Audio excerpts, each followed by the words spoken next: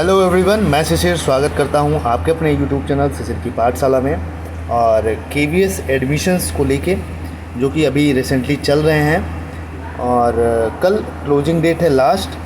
तो जिन्होंने रजिस्ट्रेशन कर दिया है और अगर आपके बच्चे का उस लिस्ट में नाम आता है तो आपको कौन कौन से इम्पॉर्टेंट डॉक्यूमेंट्स चाहिए एडमिशन के समय, इस वीडियो में डिटेल में बात करेंगे। वीडियो को पूरा देखिएगा। तो जो भी पेरेंट्स अपने बच्चे का केवीएस में एडमिशन कराना चाह रहे हैं और अगर उनके बच्चे का नाम आता है लिस्ट में तो एडमिशन कराते समय उनको कौन कौन से इंपॉर्टेंट डॉक्यूमेंट्स चाहिए वो उस पर बात करेंगे। तो देखिए, सबसे पहली चीज़, जब आप लोगों ने फॉर्म को फिल किया होगा तो आपको ऐसा मिला होगा एक प्रिंट आउट आपने खुद निकाला होगा, ठीक है। या आपको एक ऐसा मिला होगा जिसमें आपके नाम, ये सारी चीज़ें आपके डिटेल बच्चे की दी हुई होंगी, ठीक है। तो ये चीज़ मिली होंगी। तो देखिए, ये मिला होगा तो इसी में जो फॉर्म फिल किया है आप इसी में जाएंगे तो लास्ट पेज पे, ठीक है, लास्ट पेज पे जाएंगे। देखिए, ये लास्ट पेज है आपका। तो वहाँ पे आपका लिखा है आपने जिस हिसाब से फॉर्म फिल किया है उसमें कौन कौन से डॉक्यूमेंट्स चाहिए, उसमें ऑलरेडी सारी चीज़ें लिखी हुई हैं। तो देखिए, इसमें बात करें तो आपके बच्चे का फ़ोटो होना चाहिए, पहली चीज़, ठीक। और पहला डॉक्यूमेंट्स देखिए, original and a copy of following documents are required to be presented to the school at the time of admission. इसका मतलब है कि ओरिजिनल और एक फ़ोटोकॉपी आपका फॉलोइंग डॉक्यूमेंट्स, जो डॉक्यूमेंट बताने जा रहा हूँ, इस डॉक्यूमेंट रिक्वायर्ड होंगे जब आप अपने बच्चे का एडमिशन कराने जाएंगे अगर लिस्ट में नाम आता है। सॉरी। तो सबसे पहली चीज़ इसमें क्या चाहिए? Proof of date of birth of the child, बच्चे की जन्म तिथि का प्रमाण पत्र चाहिए, पहला डॉक्यूमेंट। दूसरा डॉक्यूमेंट, बच्चे की फ़ोटो चाहिए। तीसरा, आप कहाँ के निवासी हैं, प्रूफ ऑफ रेजिडेंस, निवास प्रमाण पत्र चाहिए। चौथा, आपने किस कैटेगरी से अप्लाई किया है, एससी से किया है, एसटी कोटे से किया है, ओबीसी से किया है, एनसीएल से किया है, तो आपको वो वाला सर्टिफिकेट चाहिए। और पांचवें की बात करें तो विकलांगता, मान लीजिए आपने proof of certificate in case of disability, अगर आपने डिसेबिलिटी के लिए अप्लाई किया है कोटे के लिए तो आपको विकलांगता का प्रमाण पत्र भी लेके जाना है। और छठवां बात करें तो ईडब्ल्यूएस या बीपीएल, अगर आपने वहाँ पे डिटेल भरी थी फॉर्म में तो आपको ईडब्ल्यूएस की और बीपीएल की भी क्या ले जानी पड़ेगी, सर्टिफिकेट लेके जाना है। नेक्स्ट है सक्षम प्राधिकारी द्वारा दिए गए सेवा service certificate in case of serving retired employ given by the competent authority. तो इसका मतलब ये है कि आपका अगर 7 साल के अंदर कहीं रिटायर हुआ है उसकी डिटेल में उसको डिटेल आपको देनी है, ठीक है। और अगर आपने सर्विस कोटे के लिए एडमिशन अप्लाई किया है अपने बच्चे का, मतलब केवीएस के आप एम्प्लॉय हैं, एम्प्लॉय कोटे के लिए अप्लाई किया है तो आपको उसकी डिटेल देनी है, ठीक है। तो ये वो हो गया। अब आपको एक फॉर्मेट दिखा देता हूँ, किसने, अगर मान लीजिए किसी ने सर्विस कोटे के लिए अप्लाई किया है तो उनको कौन से डॉक्यूमेंट्स चाहिए, किसी ने ट्रांसफ़र डिटेल दी है तो उनको कितने डॉक्यूमेंट्स चाहिए, ठीक है। तो आगे बढ़ते हैं इस वीडियो में। तो देखिए, ये तो हो गया वही चीज़ कि आप जितने भी डिटेल्स उसमें देंगे। देखिए, मान लीजिए इस फॉर्म में मैंने डिटेल्स दी थी बीपीएल की, ठीक है, और डिसेबिलिटी की, तो ये देखिए दोनों डॉक्यूमेंट्स इसमें ऐड हो गए, ठीक है। अब बात करते हैं जिन्होंने उसके लिए अप्लाई कर दिया है। ये देखिए, मान लीजिए दूसरा है जिन्होंने ट्रांसफ़र, देखिए इसमें 8 डॉक्यूमेंट्स हो गए, ठीक है।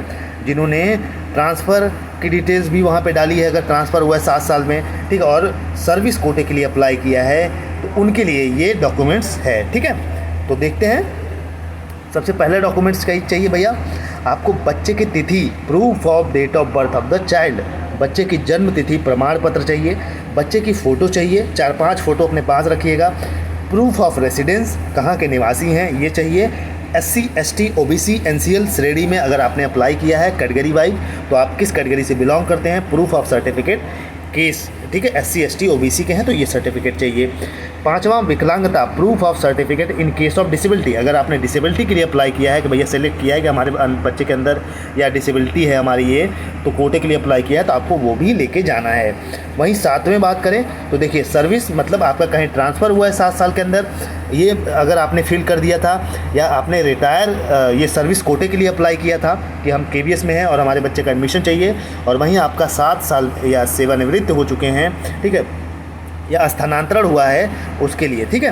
तो देखिए, 8वां इसमें ऐड हो गया, 8वां डॉक्यूमेंट्स इसमें ऐड हो जाता है, सक्षम प्राधिकारी द्वारा हस्ताक्षर किया हुआ अभिभावक के स्थानांतरण का प्रमाण पत्र। तो अगर आपका 7 साल के अंतर्गत कहीं ट्रांसफ़र हुआ है तो ट्रांसफ़र सर्टिफिकेट के आपने डिटेल दी थी फॉर्म में, तब जाके ये 8वां डॉक्यूमेंट्स ऐड हो जाता है। तो आपको ये भी चाहिए, ठीक है। तो इसमें जो सारे इंपॉर्टेंट डॉक्यूमेंट्स थे, ठीक है, मैंने पूरी सारी चीज़ें बता दी आपको कौन कौन से डॉक्यूमेंट्स की रिक्वायरमेंट होगी जब आप एडमिशन के समय जाएंगे। तो देखिए अब आपको करना क्या है, ये तो उनके लिए है, ये जो मैंने सारे डॉक्यूमेंट्स बताए ये क्लास 1 के लिए है, ठीक है, क्लास 1 के लिए है, ठीक। अब बात कर लेते हैं बाल वाटिका 1,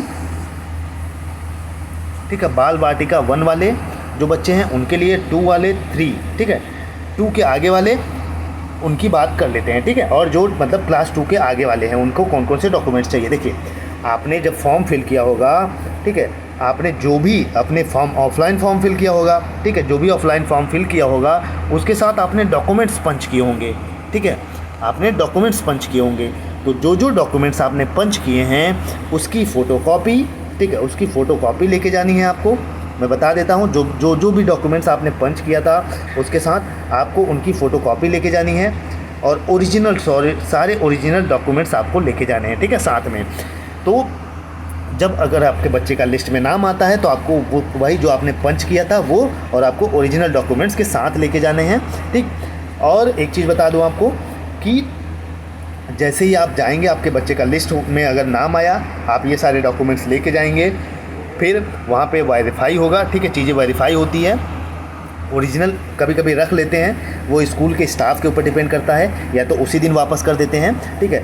उसके बाद वो देते हैं आपको एक एडमिशन फॉर्म, ठीक है, एक एडमिशन फॉर्म देते हैं और उस एडमिशन फॉर्म को आपको फिल करना होता है।